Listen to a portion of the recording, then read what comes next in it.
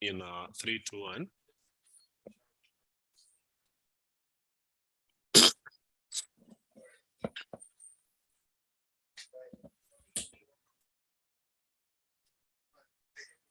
Hello, everyone, and welcome to another episode of the Market Snapshot series.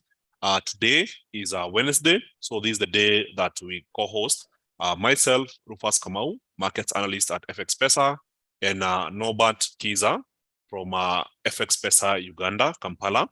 So we will be looking at what happened yesterday in the markets, what happened early this morning, what we're expecting to be happening for the rest of the day. And once we cover that, we also look at the key market prices that are expected to be influential in the markets today. And once we get done with that, hopefully everyone gets a fruitful day. So once you join in, can you just say hi on the live comment section, and that will confirm that everything is working just fine. Hello, Kevin and Haron. Thank you for joining the session. So let's get started right away. I will be starting by looking at the economic calendar and what happened yesterday. So of course, we all know from the economic calendar, Monday and Tuesday were largely quiet. We didn't have a lot of stuff happening. Besides the monetary policy meeting minutes that showed a balanced vote to hike interest rates by 25 basis points by the Reserve Bank of Australia members. So besides that, we had a couple of speeches, nothing much, monetary policy meeting minutes from Japan, and then we had some good news happening early this morning. On one side, we had MI leading index from Australia coming in at negative 0.3%, nothing much from that. But then at 9 a.m., this is when we had the major news, and this is inflation data coming from the UK. So producer price index input came in at negative 1.5%. This is a measure of forward prices. It basically influences the prices for the next 1 month. Producer price index output came in at negative 0.5%, meaning that both prices are actually slowing down. So it's not just slowing down, it's actually getting lower. So prices are going lower in the UK, and this is for forward prices. However, for the consumer price index, that is the CPI basket, we saw inflation being pretty sticky from the previous month being 8.7%. We expected a drop to 8.4%, but in this case, the inflation was level at the same height of 8.7%. This means that the prices compared to the same month last year are up 8.7% in the UK, and this is quite concerning. So on the other side, core inflation or core CPI came in at 7.1%, a little bit higher than expected. We were expecting a level of 6.8%. So remember, core CPI is basically the core consumer price index. It's a measure of the consumer price index without the volatile food and energy prices. So public sector net borrowing came in higher at 19.2, which is way lower than the previous one. Sorry, not higher. So net borrowing was lower at 19.2 billion. The previous reading was 22 billion. And of course, we expected 19.9. So borrowing slowed down. Retail price index came in at 11.3%. And this is way higher than expected, but slightly lower than the previous number. So the market had quite an interesting reaction to this information. So on one side, this is what we had. We had the pound USD spiking higher. So this spike towards the upper side basically implies that the pound was strengthening as a result of the expectation that the Bank of England may have to go for stronger rate hikes in order to fight the inflation problem. But then there are two news that are resulting in the opposite direction. On one side, the forward prices are indicating that prices are going to be lower in the next 1 month. So that's why we are seeing now the pound weakening against the dollar. And of course, from a video that was released by UK Prime Minister yesterday, Rishi Sunak, he basically mentioned that they are looking to expand the social security program and provide more support for the economy. And with this in mind, it basically means expanding the Bank of England balance sheet. And as a result of that, we expect the pound to continue weakening. So yesterday it was weakening. And of course, today after the news, we are seeing some further weakening happening in the pound against the US dollar. So going through the rest of the day, we know that the dollar index has been quite resilient. So today being the fourth day that the dollar index is attempting to move higher, then there's a good chance we'll be seeing the dollar continue to be stronger than the major currencies. And in this case, we could be seeing some further downside in pound USD. So as per yesterday's target for intraday trading, the expectation is that the pound could drop to 1.26964 as a key level target. And from there, we'll observe the price to see if there's a bounce or a break to the next level. So for Euro USD, we are seeing the market continue to consolidate. So we don't have much happening. So it basically implies that we're expecting for more news in the market, and perhaps we'll be seeing some volatility coming from Jerome Powell's speech later in the day. So on the economic calendar today, going forward, there's quite a lot more happening. So besides the price data from the UK, we'll be expecting news from German 30-year bond auction, Canadian core retail sales, as well as retail sales, and the National Housing Price Index for Canada. So this is be happening at 3:30 p.m. Of course, we'll be expecting a lot of volatility from Canadian dollar pairs. Then at 4:45 p.m., we'll be looking at the German Buba President Nagel issuing a speech. So you can always click here to see the details for the speech. So in this case is due to deliver a speech titled Inflation, Too Sticky for Comfort at an event hosted by the German Council of Economic Experts in Berlin. So that will be pretty important. We could be seeing some volatility coming from that speech at 4:45 p.m. And of course, the most important news for the day will be a speech from the Fed Chair Powell, where he's about to testify for 2 consecutive days. So on the first day, he'll testify about the semi-annual monetary policy report before the House Financial Services Committee in Washington, D.C. And once he's through with this speech, then he'll go for the second speech tomorrow. And this one will be at the Senate. So he'll be talking about the semi-annual monetary policy report. It's the same report, but in this case, before the Senate Banking Committee in Washington, D.C. So a lot of volatility is expected to come from those 2 speeches, as Powell will be grilled about the monetary policy, and as he responds, investors will get hints of the oncoming monetary policy from the Fed. So besides this, we don't have much happening in the markets. So 2 key events to watch for the day: Canadian retail sales and the speech by Fed Chair Powell. So after this, we'll also be having more speeches from our Fed members. One is FOMC member Cook, Jefferson, and Goolsbee will be speaking later in the day. And of course, the monetary policy meeting minutes for the Bank of Canada will be released later in the day at 8:30 p.m., basically describing the decision they made to hike interest rates by 25 basis points in their last meeting. So in this case, there will be final details of how they came up with that decision, and investors will be following closely to understand what actually happened. So with that in mind, I would like to ask Nobert to explain what to expect from Fed Chair Powell later in the day, and of course, what are the expectations in the markets. Hi, Nobert.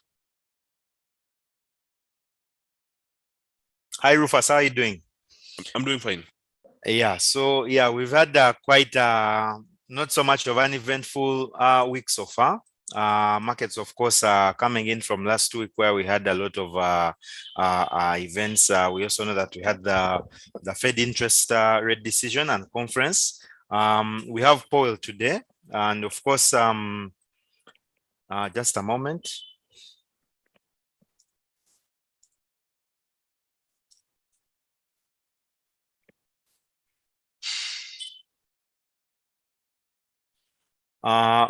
We have Powell who's going to testify today, and of course, markets are waiting a bit for that. We had a lot of profit taking on the risky assets. I think you've seen that happening on gold. We also saw that happening also on the stocks. If you check on the stock indices, you saw that Dow, for instance, was down. It almost shaded off I would say close to almost its entire. Just a moment, let me just share that. Okay, so great. Yeah, so let me just go quickly to the US 30 here. Yeah, so as a result of Powell, of course, we know Powell was a bit dovish, of course, because of the pause. His statement didn't change that much from the previous, just a moment as my screen is shared. Yeah, so his statement didn't change that much from the last conference. And the reason for that, of course, was due to their major message, of course, Rufas, was that they are looking for the effect of the impact of their current policy, and the reason for that pause was essentially for them to see how things are going to evolve. Yeah. So when we go to on Dow on the M15, we are seeing that there was a lot of buy side here because of the rate pause, and we had a bit of pause there, and the sell side came in, and then we had that shading off. Part of this, of course, was because of the June 10th holiday, the one that we had on Monday. So, of course, the volumes were really slim, and we had a bit of a pullback happening and a bit of profit taking.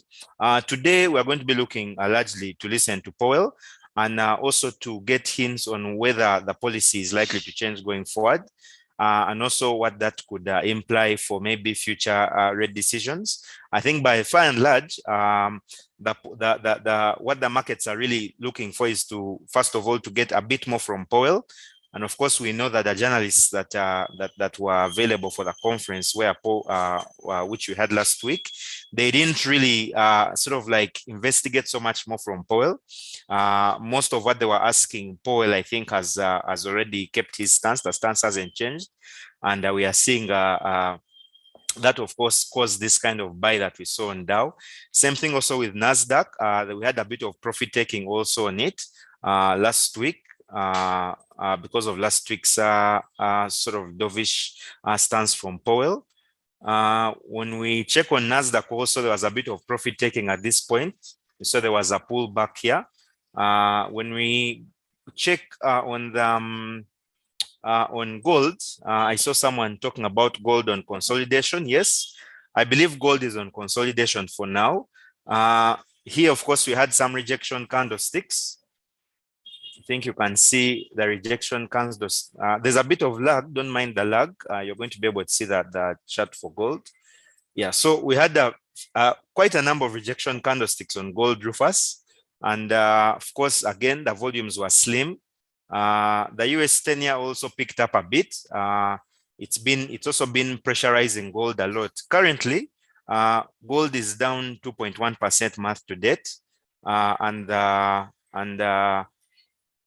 The US 10-year is up 1.7% a month to date. So there's a bit of pressure from Team US on gold.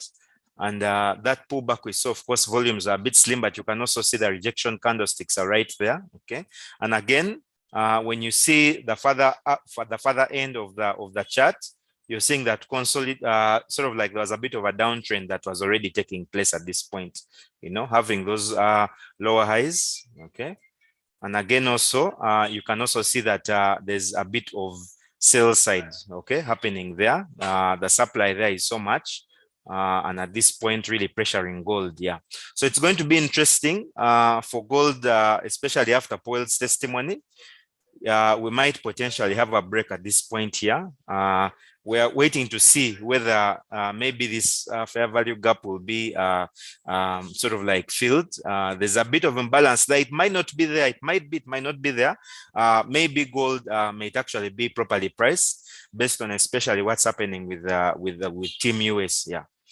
So I think by far and large, that's really what we are seeing. There isn't so much since we are waiting majorly for Powell. Most of the risky assets obviously are having a bit of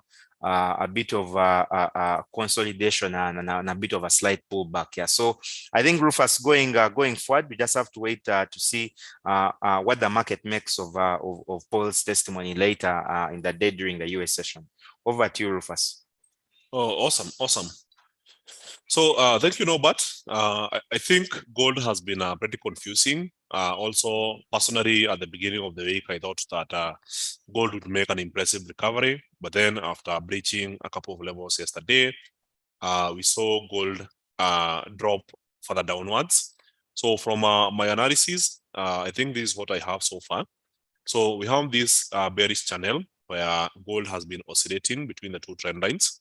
So if I zoom in here, you can see the sharp drop above, down, up, and this oscillation seems to be slightly bearish for gold, where on one side the dollar is really strengthening against the gold, but then the swings are also significant enough to trade. So for instance, if you manage to capture gold at this price level, then the sharp drop over the last 3 days would have been really nice. So the 1938, as I had mentioned yesterday, was a key price level, which was previously acting as support. So now you can see the market made a cruise through. So it was a very sharp drop. We go to support. The market pullback has been retesting this for a couple of times. So it's very important to look at the number of candlesticks testing this area. So in this case, you have 7 candlesticks testing the same level, and all of them being unable to break, which basically implies that there's more pressure towards the downside. So as a very short-term target, I would say yesterday's low is a nice area to think about. So there is a good chance we'll be seeing the price of gold retesting this area here. And of course, there is the previous low here that happened last week, which is all the way down at 1924. So the 1924 price level is pretty interesting for any trader, since gold has the potential to extend all the way down. We know how it behaves. Sometimes there's that liquidity grab. And once it happens, then you know when to go for your position. So last time, I remember, this was about a week ago, we had this pin bar here. It was a green candlestick. And then during the session, we analyzed, we saw it was a good support and an idea to go long. However, what happened here? The market went slightly up and then shot all the way down, wiped out all the stop losses. And then from there, the market proceeded as expected. So I could be expecting something similar here. So one key thing to observe is that yesterday's low was around 1929. So if there's a big spike below 1929 and the market forms some form of rejection of lower prices, then in that case, it might be a consideration to look for a bullish position. Something similar to this. Market goes here, triggers all the stops from here. There's a rejection. You can see the long tail here and a green body. Then in this case, the market goes all the way up. So we could be expecting something similar here. I'm not saying it will happen, but just be very observant. If it actually happens, then you go for your bullish position. So it's quite something normal for gold. I can show you another quick example here. So this was a resistance here. So the market gets to the resistance, forms a pin bar here, eventually goes up, wipes all the stop losses for the early entries, and then eventually drops all the way down. So it kind of happens over and over again. So when you understand that particular formation, then in this case, the idea is to look for a bullish position, but once the liquidity has been grabbed around this area. So besides this, I saw a comment asking about Brent oil. So Brent oil has been pretty much insistent on moving upwards. So I've been saying this for quite a number of weeks, that this is the 8th week that Brent oil is moving sideways. So currently we are on an upswing right from a downswing. So we have really struggled since last week to get to the upper trend line. So yesterday we did not hit the target. Remember, the target is at $77.54 per barrel. So after the market pulled back downwards here, you can see there was an immediate entry by buyers around 74.95. And now today we are seeing some form of good recovery. So 76.49 seems like an immediate target. So if you are already in the position, maybe take some partial profits here. But then there's 77.073. And of course, the ultimate target is 77.547. So once you get to the upper side of the trend line, then we wait to see whether there is signs of a break or a reaction where maybe the sellers could enter and push the prices back downwards. But from the price action we are getting here, there's a good chance that the market will eventually break towards the upper side. So in this case, just for the short-term intraday trading, I think we'll be seeing some further upside and maybe one last swing towards our eventual target of $77.547 per barrel.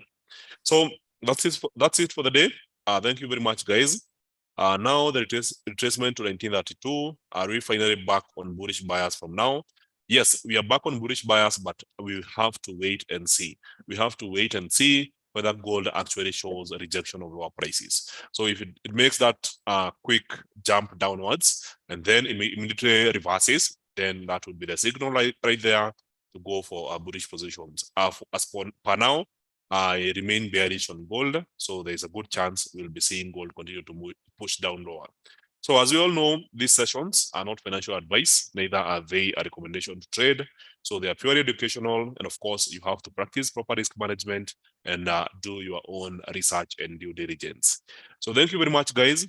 Thank you very much, Nobert, and I hope to see you guys on the next session. Awesome. So remember, today is Wednesday, so we are releasing yet another episode of the Bullish Banter podcast. So make sure to check on our socials. We have a very interesting topic in personal finance. And of course, it has a relationship with trading.